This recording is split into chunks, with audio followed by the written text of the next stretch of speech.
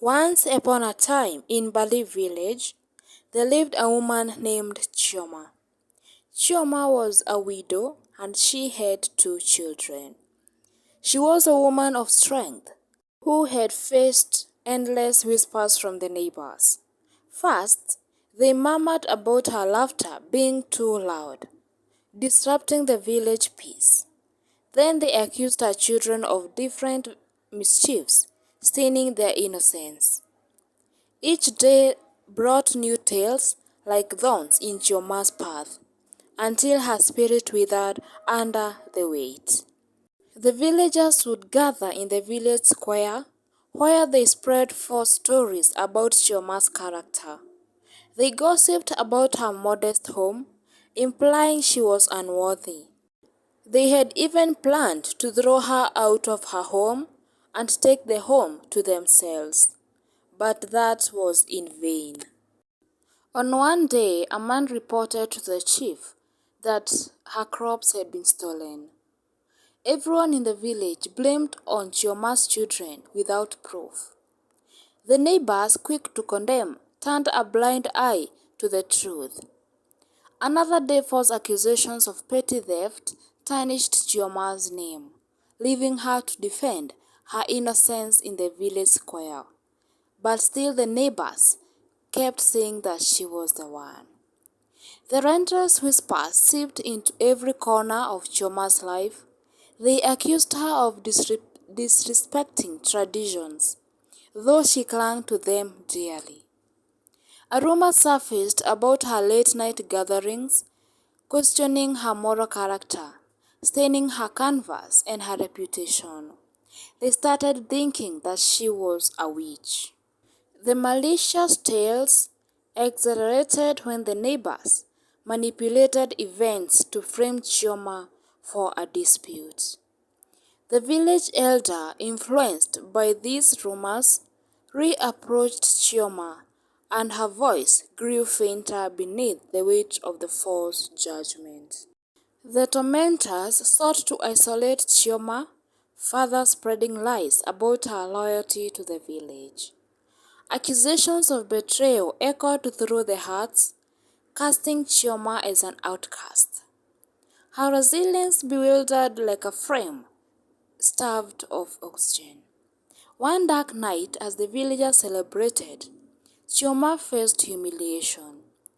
The neighbors made an incident, making her the center of scorn during the festival. The laughter of the crowd felt like daggers tearing through Chioma's spirit. The relentless persecution extended to her children, Ngozi and Kofi. Innocent as the dawn, became targets. False tales of their misbehavior stained their names.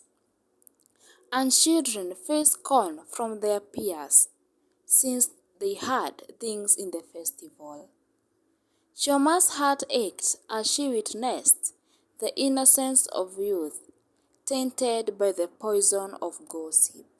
In a desperate bid for justice, Chioma approached the village council, and she explained to them everything that had happened to her and her children.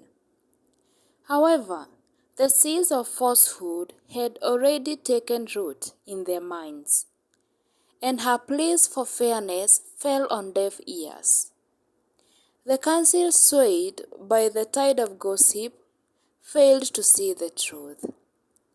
The torment reached its peak when Chioma's mega harvest was vandalized. Everything in her farm was totally destroyed. She did not know what to do because she did not have more food left in her granary. The neighbors, driven by spite, destroyed the fruits of her labor, leaving Chioma to confront the bitter reality of her isolation. She did not have any friends who she could borrow food from, so Chioma and her children starved for a long time. They could only have one meal, that is supper alone. One day, the village elder once an entrusted figure, turned a blind eye to Chioma's plea for help. The betrayal cut deeper than any words, leaving Chioma to face her battles alone.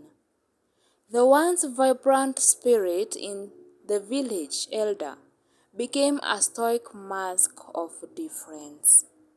Chioma's breaking point came when false accusations of witchcraft surfaced.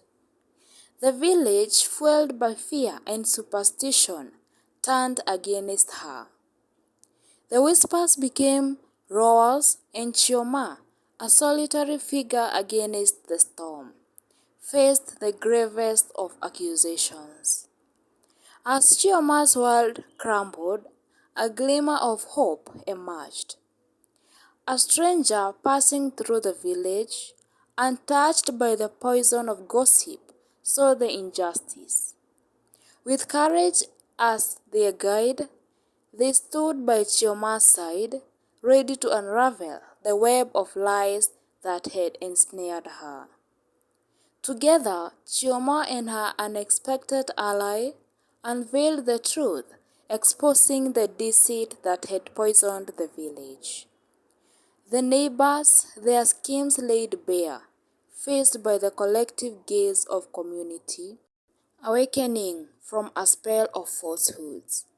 In the aftermath, the village elder, confronted with the consequences of blind judgment, sought forgiveness from Chioma.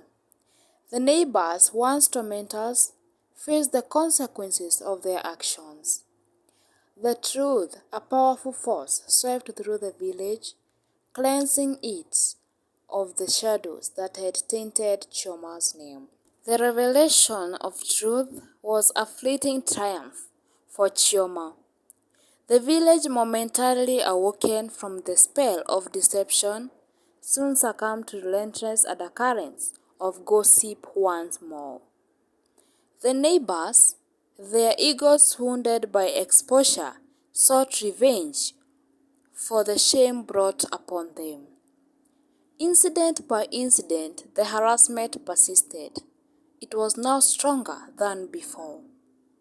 The first blow came when Chioma's water source was contaminated. The once clear stream turned murky, a reflection of a poisoned relationship that lingered in the village. Chioma, undeterred, sought an alternative sources for her family. The neighbors, their hearts still fueled by malice, spread rumors of Chioma's supposed extravagant lifestyle. She was a rich lady, for she had already inherited what her husband left. They claimed she hoarded sources, portraying her as a thief among them. The unity promised by the revelation shattered like a fragile glass. Another day brought the destruction of Chioma's sacred garden. The neighbors, with their hearts hardened by resentment, trampled upon the delicate shoots she had nurtured with hope. Chioma, faced by this act of spite, chose to plant anew, an act of defiance against the seeds of hatred. False accusations resumed, now intertwined with the narrative of Chioma's alleged disrespect for traditions. The whispers questioned her loyalty to the village, branding her as an outsider. Chioma, a woman devoted to her roots, felt a sting of betrayal anew.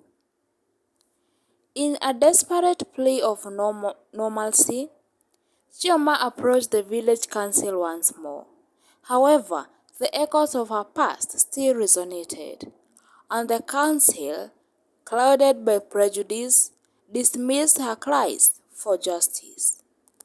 The very same institution meant to protect her innocence became an accomplice in Chioma's ongoing torment. The neighbors, relentless in their pursuit of revenge, targeted CHIOMA's livelihood.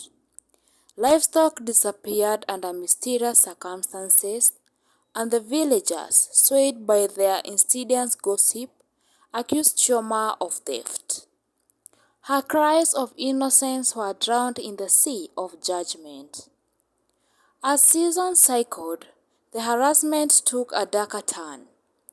CHIOMA's humble dwelling was vandalized, a manifestation of their neighbors' unrelenting bitterness. The walls of her house were demolished. Nobody in the neighborhood agreed to take CHIOMA in, so CHIOMA and her children had to stay in the demolished house. The children, Ngozi and Kofi, faced renewed isolation. The whispers reached their innocent ears, and their once playful laughter became afraid. The village, poisoned by their continued tales of malice, turned a blind eye to the suffering of its youngest members. One day, CHIOMA's provisions mysteriously disappeared. The neighbors, like shadows in the night, orchestrated a campaign to starve her family. CHIOMA, resilient as ever, turned to the land for sustenance, determined to shield her children from the effects of the ongoing harassment. The village elder, once a beacon of wisdom, succumbed to the pressure of majority. Fearing isolation, he distanced himself from CHIOMA, leaving her without the guidance she so desperately needed at that time. The betrayal cut deep, a wound that festered amid the ongoing onslaught. Despite the relentless storm of harassment, CHIOMA refused to surrender. She became a symbol of unwavering strength, standing against the tide of hatred. Faced with an unrelenting storm of malice, CHIOMA made a decision. She, with Ngozi and Kofi in tow, left the village that had become a crucible of torment. They ventured into an unknown, seeking refuge in neighboring community that knew not of the poisoned tales that clung to CHIOMA's name. In the new neighborhood, CHIOMA found solace. The whispers of the past were drowned by the welcoming hum of unfamiliar voices. Here, she planted new roots, tended to a garden free from the thorns of prejudice that had haunted her in the village. They now felt the sense of liberation, as if the air itself carried the weight of the old burdens away. As Ngozi and Kofi grew, CHIOMA witnessed their laughter return, no longer stifled by fear of malicious tongues. The siblings thrived, their spirits like phoenix rising from the ashes of the past. CHIOMA, watching her children bloom in the absence of animosity, found a sense of peace she thought forever lost. Years passed and Ngozi and Kofi matured into resilient individuals, their characters forged in the crucible of adversity. CHIOMA, now adorned with silver strands in her hair, felt a calling to revisit the village she once called home. The echoes of the past still lingered in her mind, but she had become a woman unshakable by the opinions of those who were once sought to break her. Returning to the village, CHIOMA found the air thick with the same tension she had fled from. The whispers, though aged, carried the same venomous intent. But CHIOMA, now a beacon of strength, walked through the narrow pathways with a resilience that eclipsed the shadows of her past. Her first encounter with the neighbors was met with stony glares that hushed conversations. Yet, CHIOMA, now immature of the barbs of gossip, held her head high.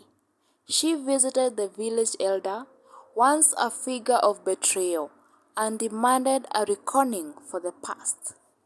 The elder, faced with Chioma's unwavering gaze, saw the reflection of his own failures. The truth, like a torrential rain, washed away the sins of blind judgment.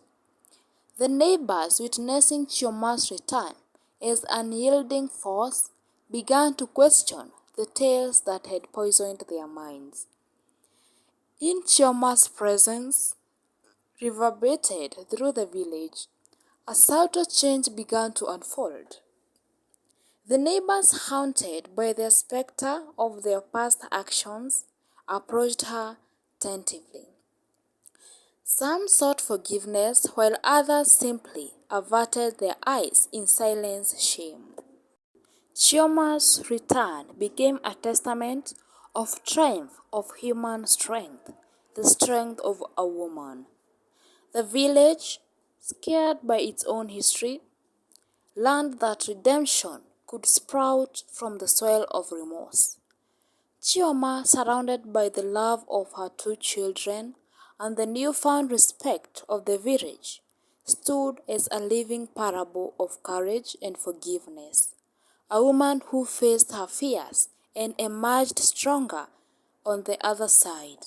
The lesson learned in this story is that we should always face our fears, and we should not let people dictate our lives and how we will live our life. Thank you so much for watching this wonderful story. Please consider subscribing to my channel, comment, like, and share to your friends. Let us meet in my next story.